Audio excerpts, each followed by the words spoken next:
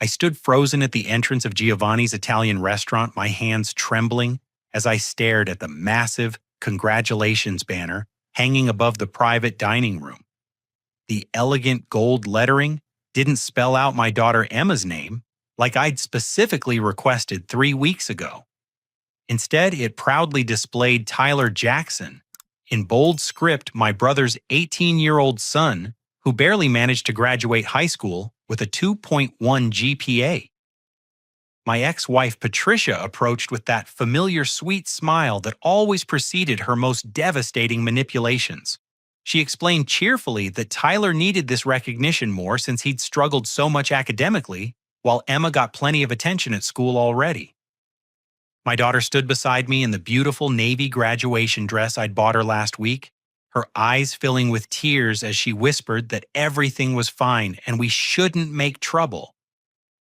The family dinner I'd spent $4,400 organizing to celebrate Emma's summa cum laude graduation from State University had somehow transformed into someone else's victory party. 3 weeks earlier, I'd been sitting in my regional sales office at MedTech Solutions when Emma called with the news that would change everything. Her voice bubbled with excitement as she told me she'd not only graduated with highest honors, but also earned the Dean's Award for Academic Excellence. After 4 years of watching her juggle part-time job study sessions and the emotional challenges of our divorce, hearing about her 3.95 GPA felt like vindication of every sacrifice she'd made. That afternoon, I drove straight to Emma's apartment near campus, finding her surrounded by textbooks and acceptance letters for graduate programs. She looked exhausted but radiant, her brown hair pulled back in a messy bun, and her favorite coffee mug clutched in both hands. When I suggested throwing a celebration dinner that would finally bring both sides of our fractured family together, her face lit up with hope I hadn't seen since she was 12. The next morning, I called my brother Marcus to share the news and propose we co-host an elegant family gathering. Marcus seemed genuinely enthusiastic, praising Emma's achievements and offering to split the costs. His son Tyler was graduating the same weekend he mentioned, but from a different high school across town. Marcus suggested we could acknowledge both graduations at the dinner, making it a double celebration that would strengthen family bonds. I spent the following week researching venues before settling on Giovanni's Italian restaurant, an upscale establishment known for their private dining experiences.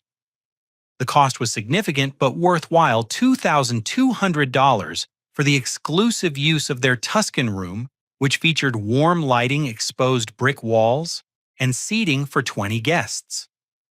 The premium Italian feast package added another $1,800, including antipasto platters, handmade pasta courses, grilled seafood selections, and tiramisu for dessert. I allocated $400 additional for custom decorations, fresh flower arrangements, and a graduation cake featuring Emma's photo and academic achievements. During my planning conversations with Patricia, she seemed surprisingly supportive and grateful.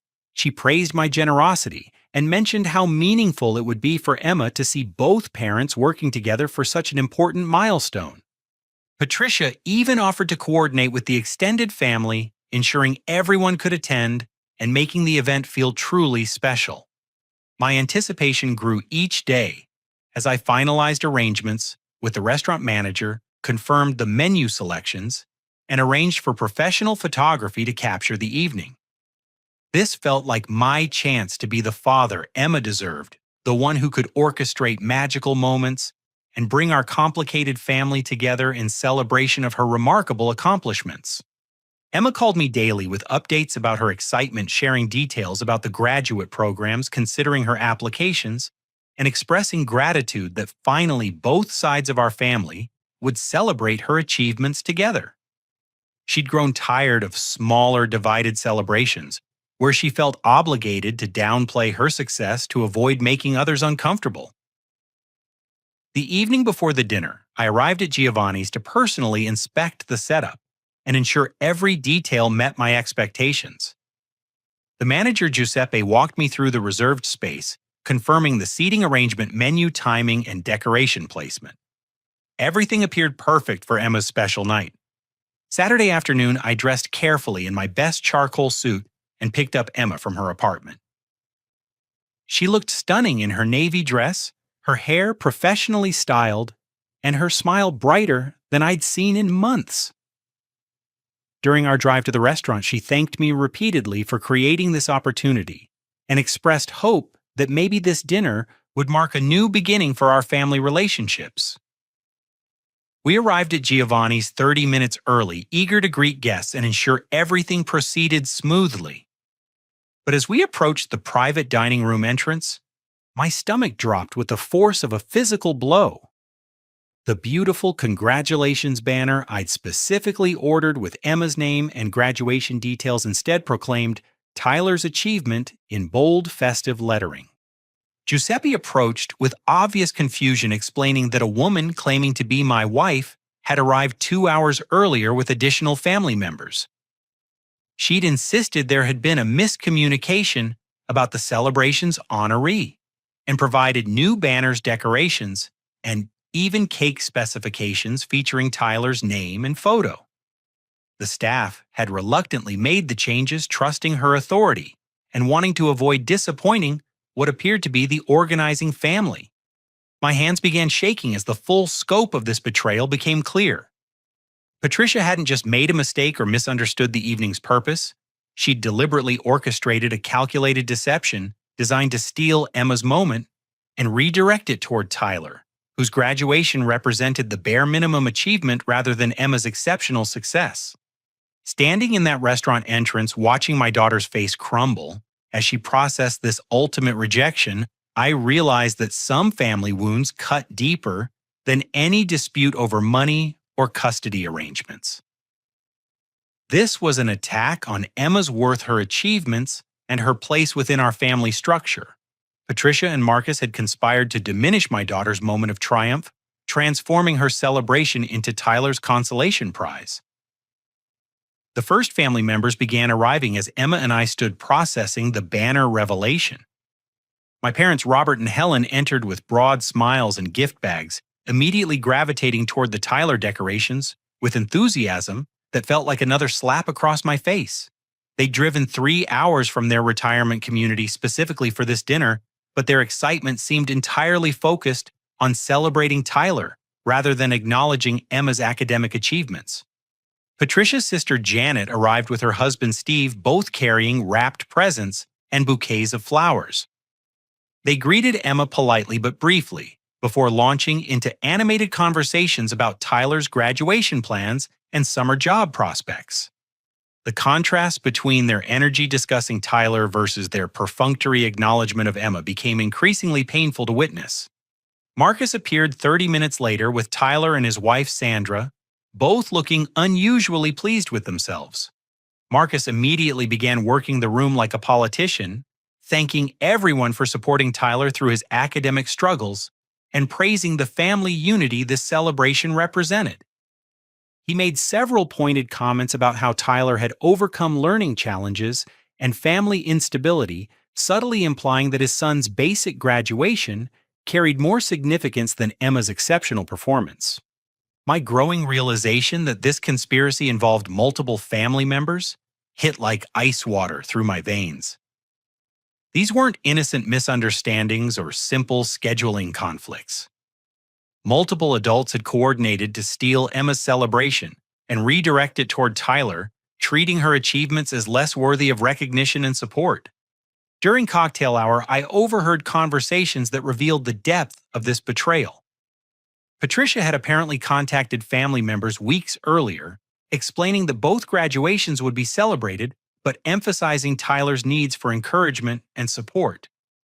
She'd carefully framed Emma's success as something that came easily to her, while portraying Tyler as someone who desperately needed family validation to build confidence for his uncertain future. My father approached me with unusual warmth, shaking my hand vigorously, while praising my generosity in hosting such an elaborate celebration for Tyler. When I attempted to remind him that Emma was graduating with highest honors and multiple academic awards, He waved dismissively and suggested that smart kids like Emma didn't need external validation the way struggling students like Tyler did. The conversation that broke my heart happened when I overheard my mother telling Janet that Tyler's graduation was more meaningful because it represented overcoming adversity, while Emma's success was expected given her natural intelligence. Helen actually used the phrase, "Some children are blessed with easy paths," while discussing my daughter's 4 years of relentless work sacrifice and determination. Emma excused herself to the restroom, and I followed after, noticing her hands trembling as she tried to maintain composure. I found her leaning against the marble sink, tears streaming down her carefully applied makeup, her shoulders shaking with suppressed sobs. She looked up at me with devastation that cut deeper than any anger or frustration I'd ever experienced. Through her tears, she admitted she'd suspected something was wrong when Patricia called 3 days earlier, asking seemingly innocent questions about the dinner arrangements. Emma had noticed the conversation felt oddly focused on Tyler's attendance and his emotional needs, but she'd hoped her suspicions were unfounded. She'd wanted so desperately to believe that finally both parents would publicly celebrate her achievements without competition or comparison. My daughter confessed she'd worked extra hours at her campus bookstore job to afford professional hairstyling and the perfect dress for this evening. She'd wanted to look flawless for what she hoped would be a defining family moment, her chance to feel valued and celebrated by the people who mattered most. Instead, she felt invisible and unworthy, questioning whether her accomplishments truly deserved recognition. I promised Emma that I would fix this situation, though I wasn't entirely sure how. What I did know was that watching her heartbreak had crystallized something fundamental about my priorities and responsibilities as her father. Patricia and Marcus could manipulate financial arrangements and social dynamics, but they wouldn't be allowed to damage Emma's sense of self-worth or her place within our family structure. We returned to the dining room where guests had begun taking their assigned seats. I discovered they'd not only changed the banner and decorations, but also rearranged the seating chart to position Tyler at the head of the table, traditionally reserved for the guest of honor. Emma had been relegated to a middle position beside her cousin, effectively removing her from the celebration's central focus. The final revelation came when I overheard Marcus telling our father that this dinner would teach me to understand my place within the family hierarchy. He actually said, Emma received enough attention at school, with her grades and scholarships, while Tyler needed family support to build confidence for whatever challenges lay ahead. Marcus suggested that successful children like Emma should learn to step aside and let struggling family members have moments to shine. That conversation changed everything. This wasn't just about money or party planning logistics. Marcus and Patricia were actively working to diminish Emma's achievements while elevating Tyler's basic accomplishment, teaching everyone present that excellence should be minimized to avoid overshadowing mediocrity. They were trying to establish a family dynamic where Emma's success became secondary to Tyler's emotional needs. As guests settled into their seats for dinner service, I decided to address the situation diplomatically rather than create an immediate scene. I approached Giuseppe and quietly asked about the banner change, suggesting there might have been some confusion with the evening's arrangements. My goal was to restore Emma's recognition without embarrassing Tyler or causing family drama that might overshadow the underlying celebration. Giuseppe explained apologetically that the woman who'd arrived earlier had been very insistent about the changes, claiming that the original arrangements were based on a misunderstanding about which graduate was being honored.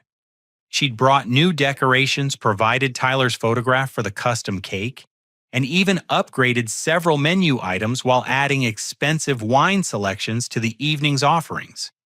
Patricia overheard my conversation with Giuseppe and immediately inserted herself with that practiced smile that always preceded her most manipulative moments.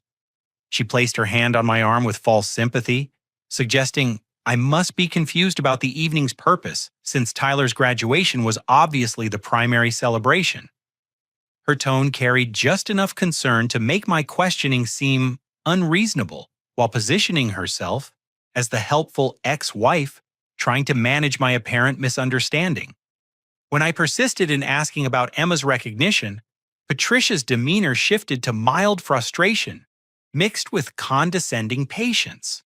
She explained that both graduations were being acknowledged, but Tyler needed more focused attention since he'd struggled academically while Emma had always excelled without requiring external motivation.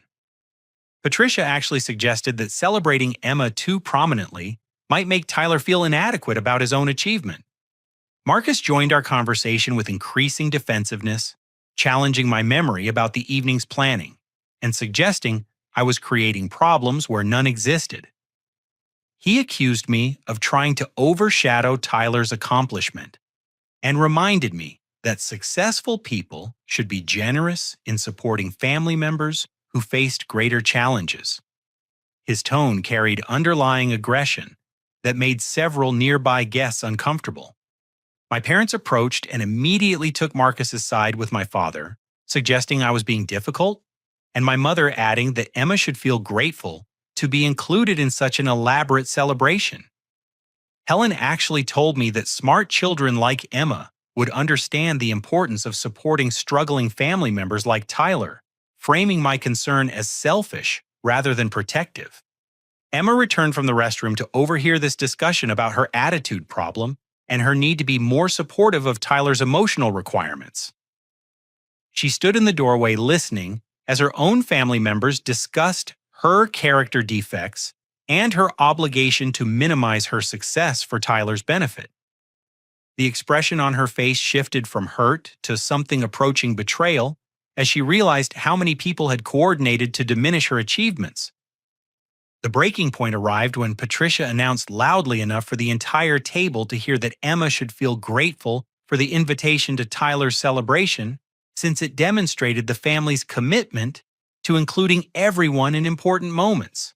She actually used the phrase grateful for the invitation to describe my daughter's attendance at a dinner I'd organized and funded to honor Emma's academic excellence. I discovered they'd changed the entire dinner menu without authorization, removing Emma's favorite dishes and replacing them with Tyler's preferences. The antipasto selection now featured items Emma couldn't eat due to her shellfish allergy, while the pasta course had been switched from her requested vegetarian lasagna to meat-heavy options she'd never choose. Even the dessert had been changed from Emma's favorite tiramisu to Tyler's preferred chocolate cake. Giuseppe approached with additional paperwork showing unauthorized charges that had been added to my credit card throughout the afternoon. Patricia and Marcus had upgraded everyone's meals to premium selections, added several expensive wine bottles, and even ordered additional floral arrangements without my knowledge or consent. The total additional charges exceeded $600, bringing my financial commitment close to $5,000 for an evening that no longer honored my daughter. The seating arrangement revealed another calculated insult. Tyler occupied the head position traditionally reserved for the guest of honor, while Emma had been placed in a middle seat between younger cousins who'd been instructed to focus their attention on Tyler's achievement rather than Emma's academic record. Every detail had been systematically altered to minimize Emma's presence while maximizing Tyler's prominence. The final straw came when Patricia stood to make an announcement to the assembled family.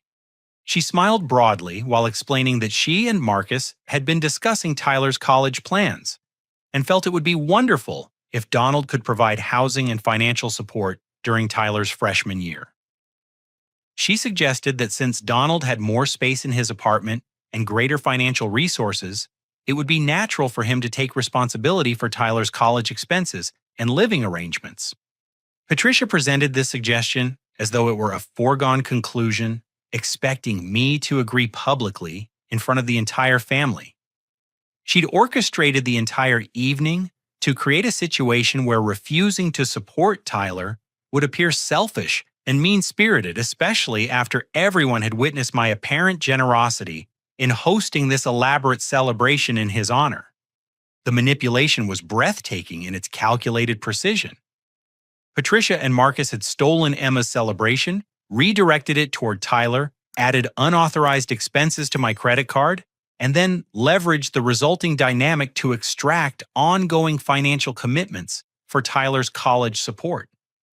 They'd transformed my gesture of love for Emma into a trap designed to obligate me to fund Tyler's future while teaching everyone present that Emma's achievements were secondary to Tyler's needs. Looking around that table at family members who'd participated in this deception, watching Emma's quiet devastation as she realized the scope of their betrayal, I reached a decision that would change our family dynamics forever. Rather than explode in anger or create the scene they seemed to expect, I would handle this situation strategically and decisively. I quietly told Emma we were leaving immediately without creating drama or giving anyone additional opportunities to manipulate the situation. Some battles required strategic withdrawal, followed by overwhelming response, and this had clearly become one of those moments. I placed my hand gently on Emma's shoulder and spoke quietly enough that only she could hear. We were leaving immediately, I told her, not because of anything she'd done wrong, but because some situations required dignity rather than confrontation. Emma's relief was visible as her shoulders relaxed for the first time since we'd entered the restaurant. She'd been holding herself together through sheer willpower, and my decision to prioritize her well-being over family politics felt like permission to stop pretending everything was acceptable. We gathered our coats without fanfare or dramatic announcements. I approached Giuseppe privately, informed him we were departing due to family circumstances, and requested that no additional charges be processed without my written authorization. Giuseppe nodded with understanding, clearly recognizing that something inappropriate had occurred with the evening's arrangements. As we walked toward the restaurant exit, I heard Patricia calling after us, with false concern, asking if everything was all right and suggesting we shouldn't leave early from such an important family gathering.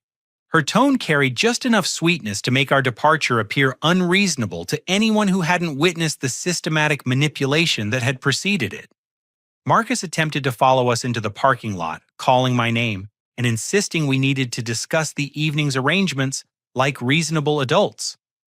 I kept walking toward my car, with Emma refusing to engage in a conversation that would only provide him with additional opportunities for manipulation and gaslighting.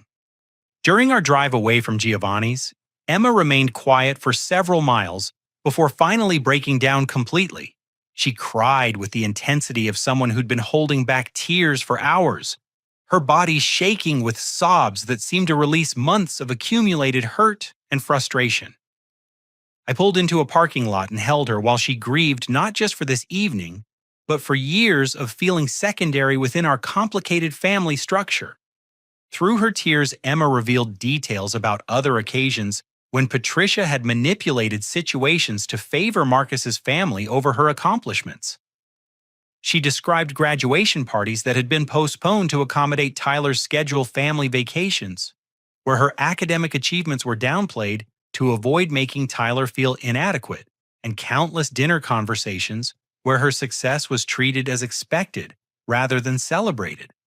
Emma admitted she'd worked extra jobs throughout college not just to cover expenses, but to afford the kind of clothes and experiences that might help her feel valued during family gatherings. She'd purchased the navy dress specifically for this dinner, hoping to look sophisticated enough to command the respect and attention her achievements deserved. Instead, she'd felt invisible and unworthy throughout the entire evening. My daughter confessed something that broke my heart into pieces. She'd actually turned down a celebration dinner that Patricia's parents had offered to host because she'd wanted to give me the chance to be the proud father, publicly celebrating her success. Emma's wealthy grandparents on Patricia's side had suggested an elegant gathering at their country club, complete with her extended family and academic mentors, but she declined because she'd hoped this dinner would represent a new beginning for our relationship. We arrived at my apartment complex as the sun was setting, casting long shadows across the parking lot, that somehow matched the melancholy mood settling between us. Emma sat on my couch, still wearing her beautiful dress, looking exhausted and defeated, in a way that transformed her from a confident college graduate back into the vulnerable child who'd needed protection during our divorce proceedings. That evening, Emma opened up about her future dreams and aspirations with more honesty than we'd shared in years.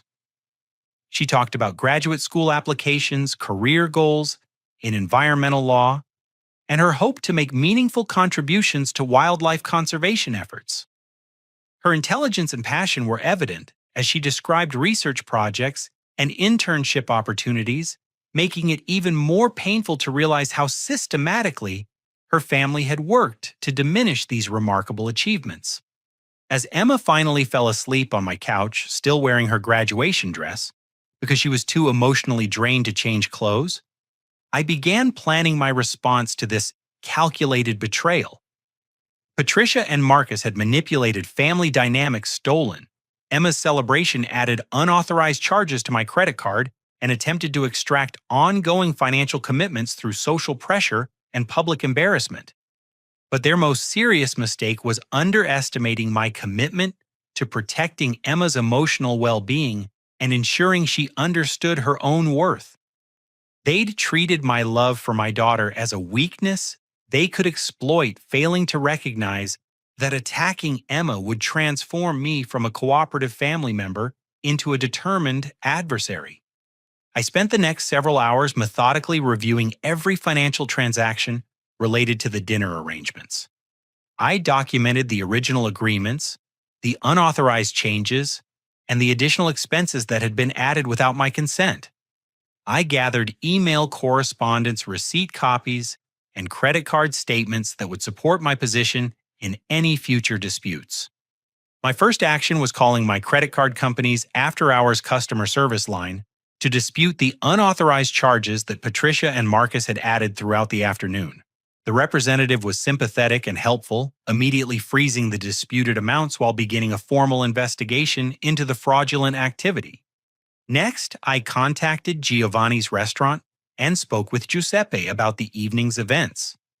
He apologized profusely for the confusion and agreed to reverse any charges associated with the unauthorized menu changes and additional items that had been ordered without my knowledge.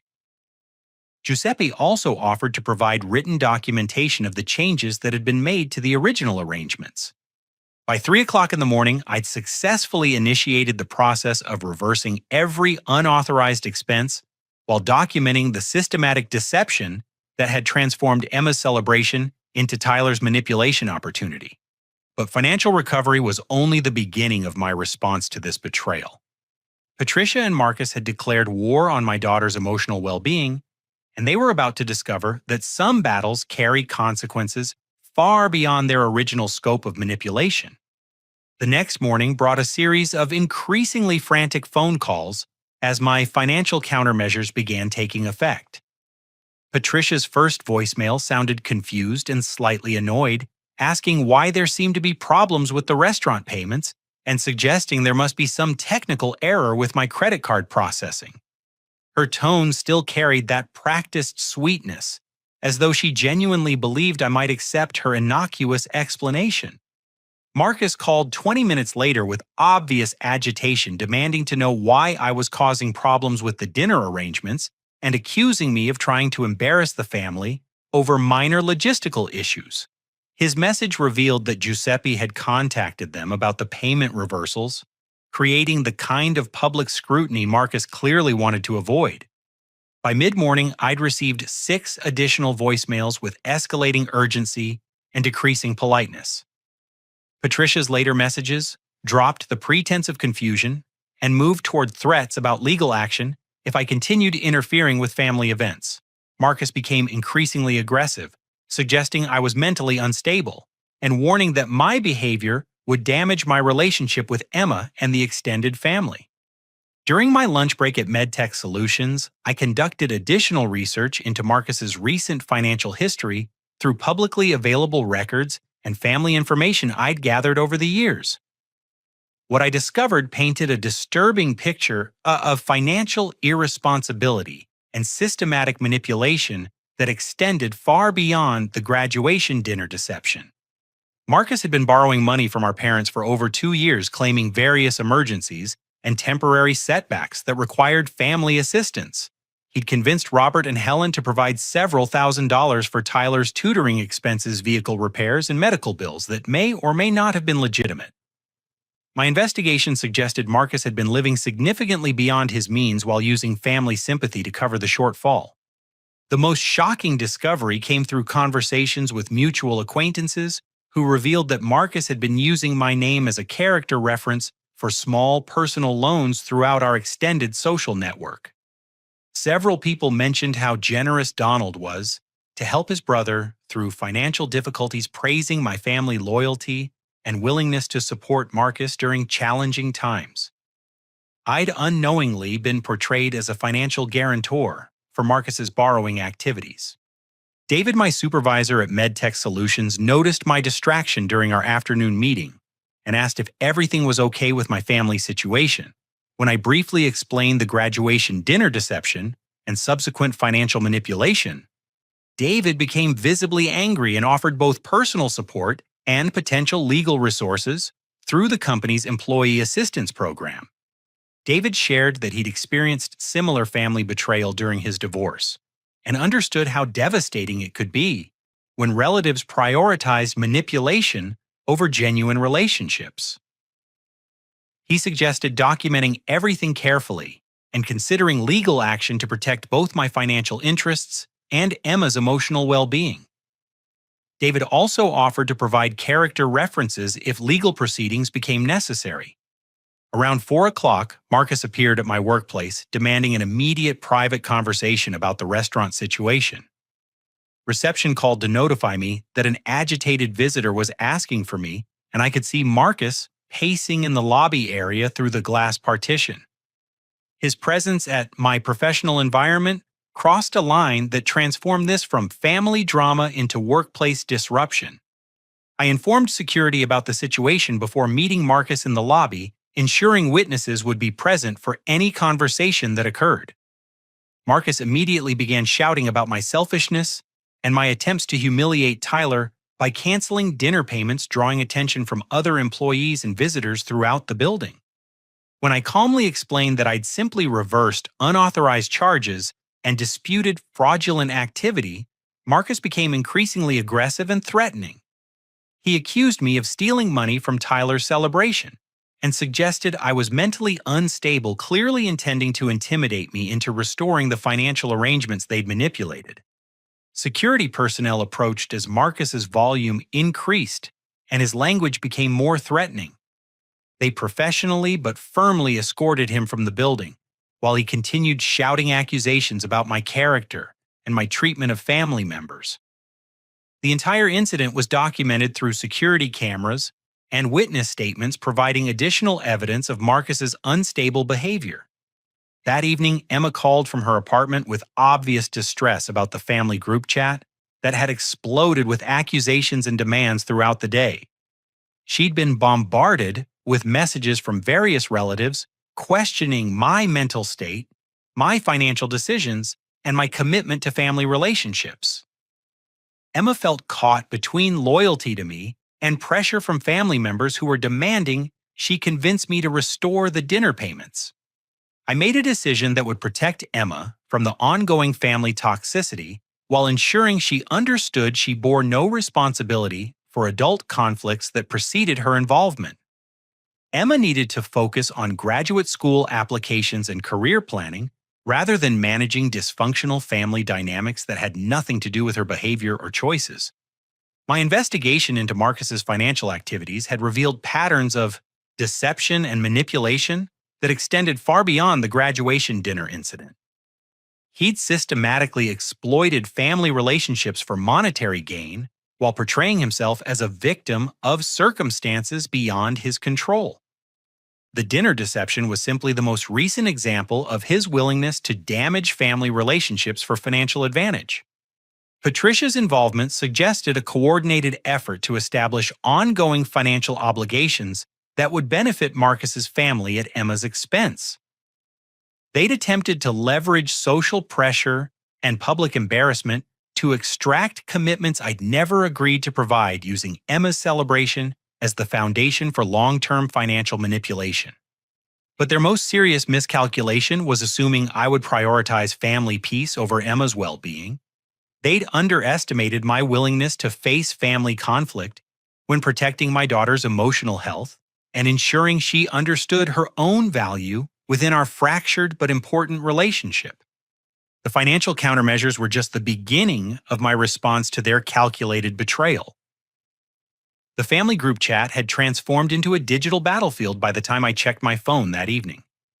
23 unread messages painted a picture of complete family meltdown, with accusations flying in every direction and long-established alliances crumbling under the pressure of emerging truths. Patricia had initiated the chaos with a message claiming I'd suffered some kind of mental breakdown and was taking out my instability on innocent family members who'd simply tried to include Tyler in Emma's celebration. Marcus followed with increasingly desperate messages demanding that someone convince me to restore the restaurant payments before our family reputation was permanently damaged. He painted himself as the victim of my unreasonable behavior, suggesting that my financial reversals had embarrassed Tyler and created unnecessary drama over what should have been a joyful family gathering. But the tide began shifting when Janet, Patricia's sister, posted a private message apologizing for her participation in the dinner deception. She admitted that Patricia had contacted her weeks earlier with a manipulative explanation about the graduation celebration, framing it as a way to help Tyler build confidence, while suggesting that Emma received enough recognition through her academic achievements. Janet confessed she'd felt uncomfortable with the arrangement, but had gone along to avoid family conflict. Steve, Janet's husband, followed with his own apology and admission. He revealed that Marcus had approached him months earlier requesting a loan for Tyler's graduation expenses, using my name as a character reference and suggesting I'd agreed to match any contributions from extended family members. Steve had provided $500 based on what he believed was my endorsement of the fundraising effort. The most shocking revelation came from Tyler himself, who finally broke his silence with a message that changed everything. He admitted he'd never wanted the graduation dinner to be changed to honor him instead of Emma, and that he'd felt increasingly uncomfortable as the deception unfolded throughout the evening. Tyler revealed that Marcus had promised him my old gaming system and laptop computer if he cooperated with the celebration changes, essentially bribing his own son to participate in the manipulation. Tyler's message continued with details that painted Marcus and Patricia's collaboration in an even more disturbing light. He explained that they'd been planning this graduation dinner theft for weeks, viewing it as an opportunity to extract ongoing financial support for Tyler's college expenses while simultaneously diminishing Emma's achievements. They'd calculated that publicly embarrassing me would create enough social pressure to force compliance with their financial demands. My parents, Robert and Helen, initially defended Marcus with messages about family loyalty and the importance of supporting struggling relatives over successful ones. Helen actually wrote that Tyler needed encouragement more than Emma needed celebration, repeating the manipulative talking points Patricia had obviously provided. Robert added that successful children like Emma should understand their obligation to help family members who faced greater challenges. But the family dynamic shifted dramatically when Janet replied with explosive information about Marcus's financial history that our parents didn't know. She revealed that Marcus had been borrowing money from multiple family members for over 2 years, using different sob stories and emergency explanations while consistently failing to repay any of the loans. Janet had kept track of these transactions and estimated that Marcus owed various relatives over $15,000 in unpaid loans. The most devastating revelation came when Helen responded with growing alarm about jewelry that had been missing from her bedroom for several months.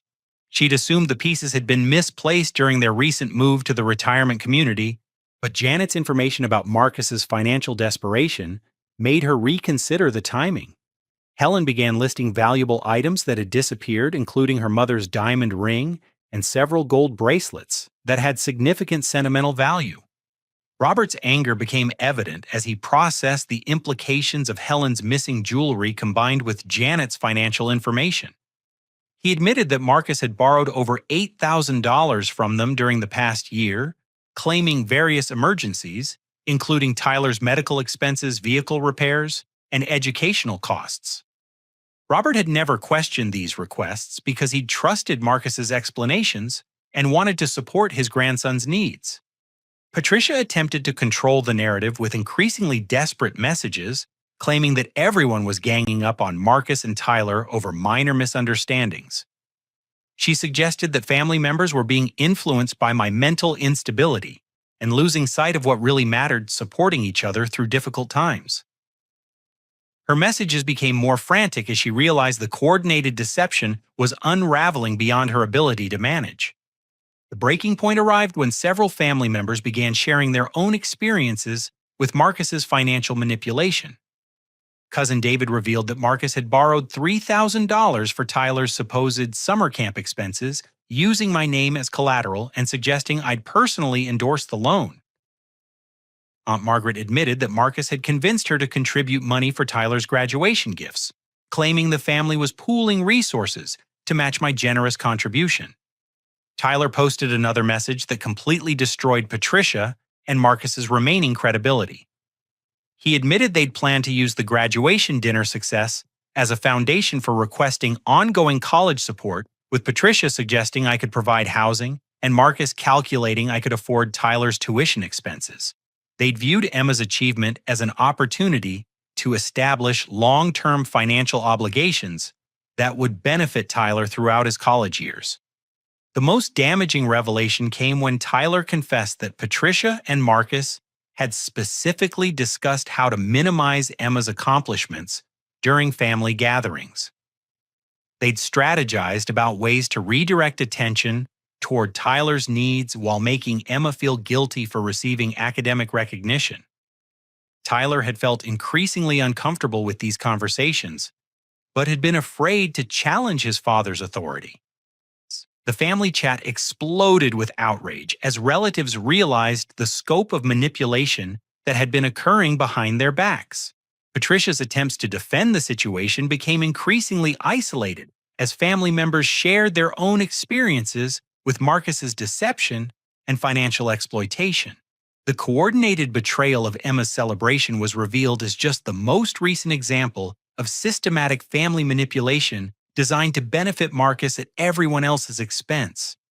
By midnight, the group chat had effectively divided into two camps: those who supported accountability for Marcus and Patricia's behavior, and a shrinking number of relatives who still believed family loyalty should override concerns about financial manipulation and emotional abuse. The truth had emerged despite Patricia's desperate attempts to control the narrative, and the consequences would reshape our family relationships permanently. But the most important outcome was emerging support for Emma from relatives who finally understood how she'd been systematically undermined and diminished by adults who should have celebrated her achievements. The validation she'd been denied during the graduation dinner was finally coming from family members who recognized the injustice of what had been done to her. 1 month after the graduation dinner disaster, Emma stood in David's beautifully landscaped backyard garden, surrounded by people who genuinely valued her achievements and wanted to celebrate her remarkable journey. David had volunteered his home for a proper graduation celebration, and his wife Maria had transformed their outdoor space into an elegant party venue with string lights, fresh flower arrangements, and a custom banner featuring Emma's actual name and academic honors. The guest list included my colleagues from MedTech Solutions, several of Emma's professors who'd driven from campus to attend, childhood friends who'd supported her through our family's difficult years, and neighbors who'd watched her grow into the remarkable young woman she'd become. These were people who celebrated excellence rather than resenting it, who understood that acknowledging Emma's success didn't diminish anyone else's worth. Emma looked radiant in a different dress she'd chosen for this authentic celebration, her confidence restored through weeks of genuine support and recognition from people who truly cared about her future.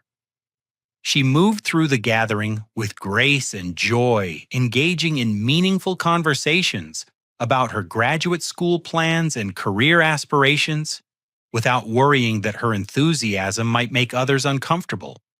Tyler arrived as Emma's invited guest, having made the difficult decision to distance himself from Marcus's manipulative behavior and rebuild an honest relationship with our family. He approached me privately during the evening to apologize sincerely for his participation in the graduation dinner deception, explaining that he'd finally found the courage to stand up to his father's pressure and choose integrity over convenience.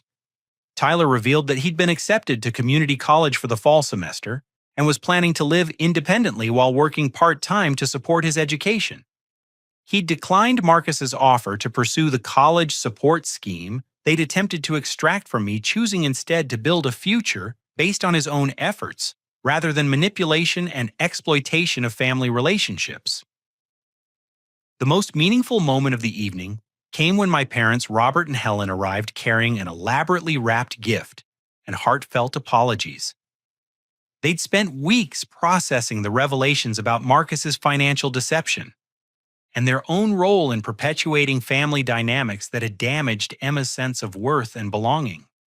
Helen approached Emma with tears in her eyes, acknowledging that they'd allowed favoritism and misguided loyalty to cloud their judgment about what really mattered within our family structure. She admitted that Emma's achievements deserved celebration and recognition, not minimization for the sake of protecting someone else's feelings. Helen presented Emma with her grandmother's pearl necklace, a family heirloom she'd been saving for someone special enough to honor its legacy. Robert took responsibility for enabling Marcus's behavior through financial support that had inadvertently funded his manipulative activities. He explained that discovering the theft of Helen's jewelry had forced him to confront uncomfortable truths about his younger son's character and the damage his permissive parenting had caused throughout our extended family. My parents announced they'd established a college fund specifically for Emma's graduate school expenses, money they'd recovered after demanding Marcus repay his outstanding loans with immediate liquidation of assets. They wanted to demonstrate their commitment to supporting excellence and integrity rather than enabling manipulation and entitlement. Patricia's absence from the celebration spoke volumes about the legal boundaries I'd established following her harassment campaign after the restaurant incident. The restraining order I'd obtained had effectively ended her attempts to manipulate family dynamics through threats and emotional intimidation. Patricia would need to rebuild trust through consistent, respectful behavior rather than expecting immediate forgiveness for systematic betrayal. Marcus faced serious legal consequences for the fraudulent loans and theft charges that emerged during the family investigation. Robert and Helen had decided to pursue criminal charges for the stolen jewelry, while several family members were considering civil action to recover their financial losses. Marcus's reputation within our extended family and social community was permanently damaged by the scope of his deceptive activities.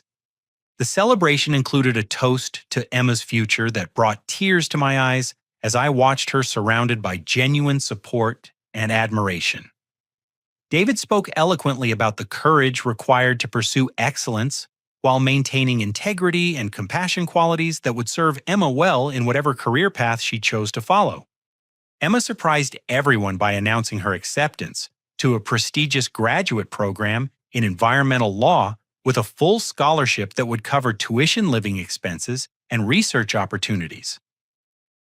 She'd received this incredible offer during the weeks following the graduation dinner disaster, proof that her academic achievements were opening doors to remarkable opportunities regardless of family dysfunction.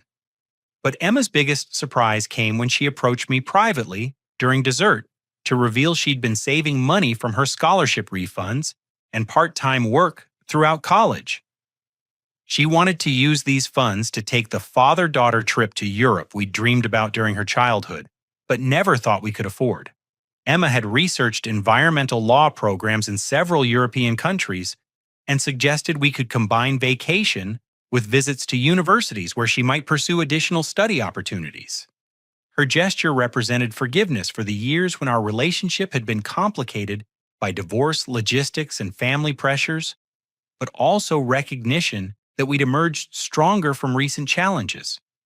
Emma had learned to advocate for herself and demand the respect her achievements deserved, while I'd learned to prioritize her emotional well-being over family politics and social expectations. As the evening wound down and guests began departing with promises to stay connected with Emma throughout her graduate school journey, I reflected on the profound changes that had occurred in our family relationships.